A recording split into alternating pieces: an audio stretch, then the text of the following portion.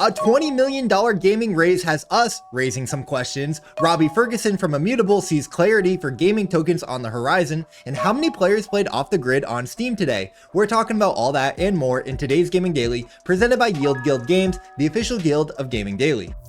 Our first story, Dante Games just raised $20 million to expand its gaming ecosystem. This is one of the biggest raises that we've seen in a while, but is it real? An investment network and advisory firm called Rollman Management led the round and will join as a strategic partner, and the funds will go towards further development of their AI systems, new game titles, and the Dante token launch, which is happening on Immutable next Tuesday, July 22nd. I should also add that some people are skeptical of this story, and the speculation is that there's something fishy happening here. Without knowing more for sure, that's all we can really say for now, but you might want to proceed with caution. With that said, their first major title, Hellmaster, is a free-to-play strategy card RPG with poker-style mechanics, and the Gaming Daily team actually played it last week, and I heard really good reviews. It's a good spin on the TCG format. Big congratulations to them on bootstrapping their game and hopefully securing $20 million.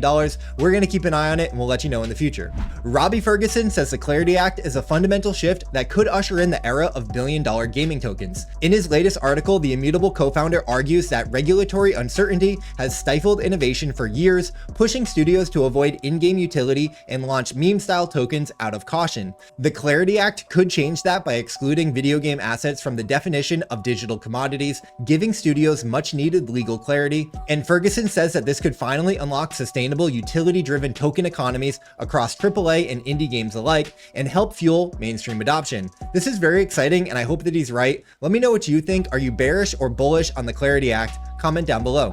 And to continue the token talk, there was a really sharp post from Ben, founder of Cambria, on utility tokens, retweeting Animoca CEO Robbie Young, who wrote, "People don't have a problem with utility tokens, they have a problem with extraction schemes dressed up as utility tokens." He called out the misalignment when insiders are incentivized to dump into game liquidity and questioned why exchange volume is 10,000 times higher than in-game token usage. If the token's not for speculation, he asked, why do teams and investors need allocations? Why not just use app tokens instead?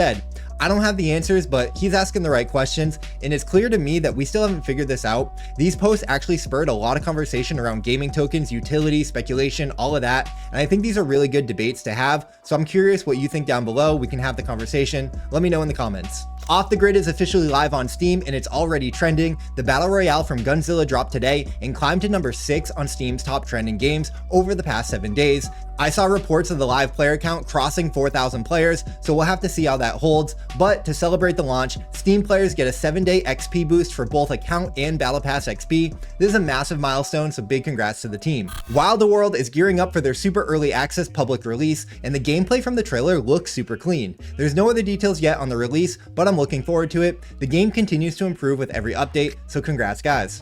Craft World is officially going live on Ronin mainnet on Tuesday, July 29th. The Angry Dynamites lab called it their biggest leap yet after months of testnet chaos, community feedback, and Project Voyager Season 1. Congrats to the team. Here's to a successful launch. Onchain Heroes just dropped part 1 of their Dragma docs for Season 2, Phase 2. Not gonna lie, it's a lot. How to battle Dragma, drop rates, crafting, and a new fishing zone. Do we really need a whole white paper for a season launch? Maybe. Either way, if you're deep in the OCH ecosystem, it's all there for you, so go check it out.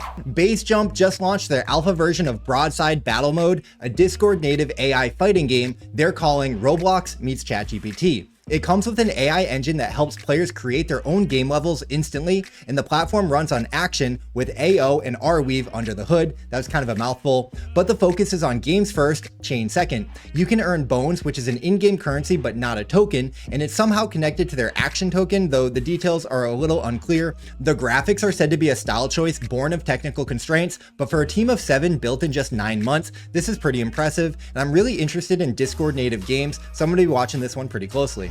Nail Games, the studio behind Ark Survival Evolved, is exploring its own USD-backed stablecoin. It's still early and it depends on a lot of regulatory and technical feasibility, but they say the move could position themselves as an early mover in digital entertainment. They've tapped AscendX's CEO, Dr. George Cao, and legal advisors to evaluate the path forward. This is really interesting because people have always asked, why do we need a gaming token? Why don't we just use stablecoins? So this could be a game that could test that theory, and we'll see how it goes. Today's Gaming Daily is brought to you by Yield Guild Games, the official guild of Gaming Daily. The hit YGG YGG game Lowland just crossed 100,000 daily active users, and according to Gabby Dyson, the alpha is in minting those higher rarity NFTs. You can mint passes directly in-game or grab them on OpenSea. Plus, their game night is this Friday at 2 p.m. UTC in the Lowland Discord with a prize pool of up to $300 in YGG tokens. It's free to join and everyone gets bonus in-game rolls just for showing up, so you don't want to miss it. But why wait? You can start playing right now at lol.land.